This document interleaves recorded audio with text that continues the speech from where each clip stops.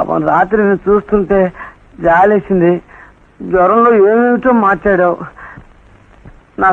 నాకేం చేయాలో తోచలేదు. వెంటనే ఆచార్య గారిని పిలుచుకొచ్చాను. ఆయన నువ్వు ఖాళీ కడుపుతూ ఉండకూడదని చెప్పాడు.